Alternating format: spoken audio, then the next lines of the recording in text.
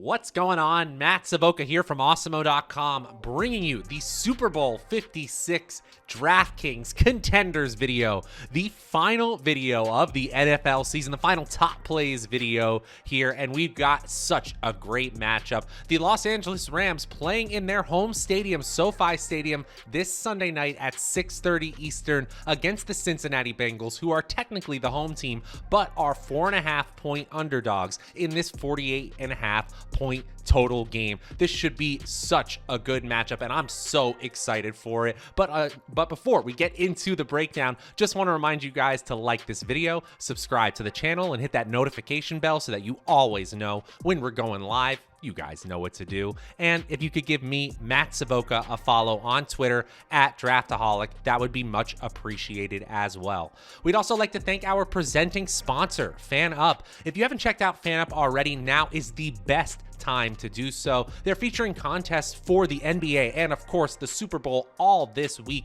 And if you use promo code Awesemo, you see it at the bottom of the screen, you can get $25 in free betting credit and 2,000 bonus points, which is the equivalent of $20 in betting credit. All of this is no deposit required. Definitely check out the link in the video description below so that you can get started on FanUp today. Okay, guys, on the screen here, you see my 10 through 6 of my top plays on DraftKings, and it's a pretty interesting bunch because salaries make this a pretty tough single game slate, especially on this platform this weekend. Number 10, the Rams defense. They were the #1 team in terms of PFF team defensive grades of any team to make the playoffs this year. That's why they're in the optimal lineup a surprising 32% of the time. Despite the way that Joe Burrow has played, this might actually be the toughest defense he's faced in this entire postseason. Then Joe Mixon with an equivalent 32% chance of being in the optimal lineup. Again, salary considerations are tough here, but if there is any player who's going to have 20 overall opportunities in this game, it's Mixon. And with great opportunity often comes great production. We can't guarantee it. Again, this is a tough defense, but still a third of the time he's in the optimal lineup.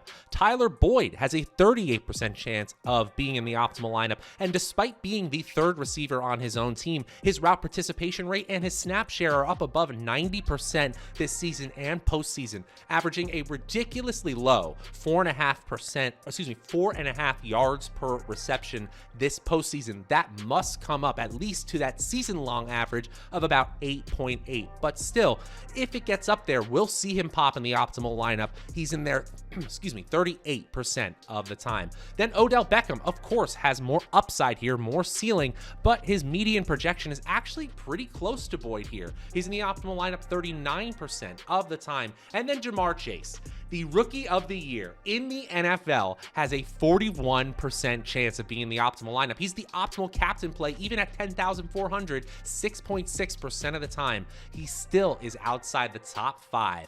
Who makes it?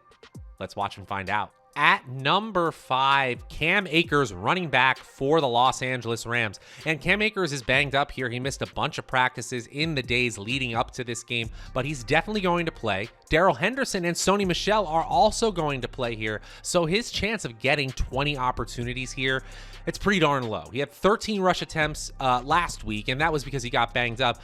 24 rush attempts like he had in the game against Tampa Bay. That seems like a little bit of a stretch here. At least he didn't average 2 yards a carry like he did against Tampa in the divisional round. 3.7 yards per carry. That's pretty unspectacular, but still, we're looking at a median projection of 13.5 fantasy points on DraftKings, and that 6,400 salary compared to some other players on this slate, that's pretty modest here. So Cam Akers is a fine play. He's in the clear you can play him category. Still, just a 6% chance of scoring 30 fantasy points as a starting running back.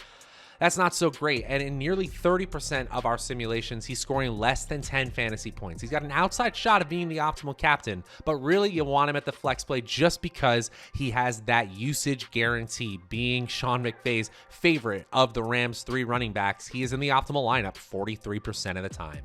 At number 4, quarterback Joe Burrow. And Joe Burrow, give him a lot of credit here. He's played excellently this postseason, but the efficiency numbers have actually been so really in this last 3-game stretch. 6.6 yards per attempt is a far cry. That's what he had last week compared to 9.4 yards per attempt against the Tennessee Titans in the divisional round. He was okay in the wild card round, 7.2 yards per attempt against a pretty lackluster Las Vegas defense, but this Los Angeles Rams defense, they are not lackluster at all. PFF, again, graded them as the #1 defense of all teams making the playoffs this year, and in yards allowed per pass attempt, they were top 10 in the NFL. Still, the ceiling is pretty good for a player like Burrow. In 29% of our simulations, he's scoring 30 fantasy points, and he's at a solid median projection of 20.2. He's a quarterback on a 1-game slate, but he makes much more sense this weekend in the flex spot. He only has a 3.5% chance of being the optimal captain. I'm probably going to be under that, even though he's probably going a big way to Cincinnati winning if they're able to pull off the upset. Still, the most likely outcome is him having a pretty middling performance for his salary. That's why he's in the optimal lineup 46% of the time. At number 3, Matthew Stafford, and essentially the same median projection and nearly an identical salary to quarterback Joe Burrow. And you're definitely going to want to play one of these players. But if you're asking me which one I want, give me Stafford all day, essentially because I'm just going with the Vegas totals. They are implied for 4.5 more points here. And Stafford has actually had more efficient playoffs and arguably a tougher road to the Super Bowl against the San Francisco 49ers and the Tampa Bay Buccaneers especially. He only had to throw 17 times against the Arizona Cardinals in the wild card round, but since then, Stafford has been incredible, throwing for over 330 yards in both games here and over 7.5 yards per attempt. In 28% of our simulations, Stafford is scoring over 30 fantasy points, and in just 8% of our sims is he scoring less than 10. Same with Burrow and Stafford here. They're both not really coming up as optimal captains. The salary has a lot to do that. Just a 4% chance for Stafford in there, but a 45% chance of being in the optimal flex spot. He's in the optimal lineup 49% of the time. At number 2, wide receiver T. Higgins for the Cincinnati Bengals. And this may surprise a lot of you, but T. Higgins, especially on DraftKings for much of the second half of the season, has been priced at this enticing level where the ceiling projection is similar enough to players like Jamar Chase, but his salary is lower, that he consistently pops in our optimizers and in our simulations as a value option. And look at that median projection, 16 fantasy points with just a modest 7,600 salary on DraftKings. Compare that to other top tier players, and you can understand why he's being picked as that value skill position player in so many of our lineups. I mean, he's the optimal captain play in nearly 11% of our sims, and he's got nearly a 19% chance of scoring 30 fantasy points. Remember, this is a player who's had over 90 receiving yards in 2 straight games, despite Jamar Chase getting all those accolades, literally winning the Rookie of the Year this week. T. Higgins could easily finish as the top receiver on his own team, and that means he is a solid value. He is the number 2 play in 50% of the optimal lineups.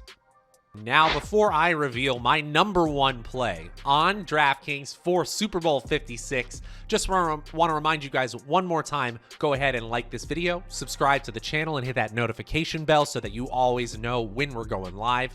You guys know what to do.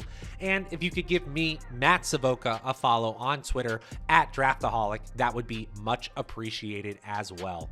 We'd also like to thank our presenting sponsor, FanUp. If you haven't checked out FanUp, definitely check them out. Check out the link in the video description below, because you can use promo code Awesemo to get 2,000 bonus points, the equivalent of $20 to bet on their site. No deposit required. And they've got NBA and NFL contests all this week. Definitely check them out today. Okay, guys, let's reveal my number 1 play on DraftKings for Super Bowl Sunday.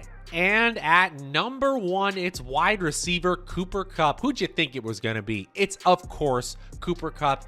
Just an incredible year for Cooper Kupp. And I think that if you're fading him, especially if you're fading him entirely when playing multiple lineups, I think you're overthinking the slate. Obviously, he could underperform his high salary. His 11,600 salary is definitely scary, but look at the number of times he's still showing up as the optimal captain despite having the highest salary of any skill position player player on this slate. 16% chance there, and 64% of our simulations show Cooper Kupp in at least a flex spot. He has a 28-point median fantasy point projection, which is a number that many quarterbacks couldn't dream of, and in 47% of our simulations right now, he's scoring over 30 fantasy points. I think that's a little bullish. I think that's a little aggressively high. Obviously, there are ways he could underperform here, and it's not like Cincinnati isn't going to pull out all the stops to try to stop Cooper Kupp here, but it's not like all defenses in the previous games have been trying anything else, and Kupp has been incredible, especially over the last 2 games. 140 plus yards receiving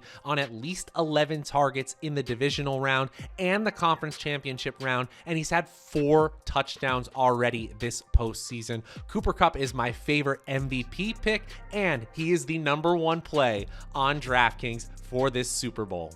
And that is going to do it for my top plays on DraftKings for Super Bowl 56. If you're looking for the FanDuel or the Yahoo version of this video, it's around here somewhere. Go ahead and search for it on the channel. Guys, it's been an incredible season. Thank you so much for sticking around and watching these contenders videos all season and postseason long. We got you covered on Awesemo.com and the Awesemo YouTube channel for every single sport, every single DFS sport, for MLB, for PGA, for NBA, for NHL, you name it, we got it. So keep it right here on the Awesemo YouTube channel. Until next time, I'm Matt Savoca. We'll see you guys later.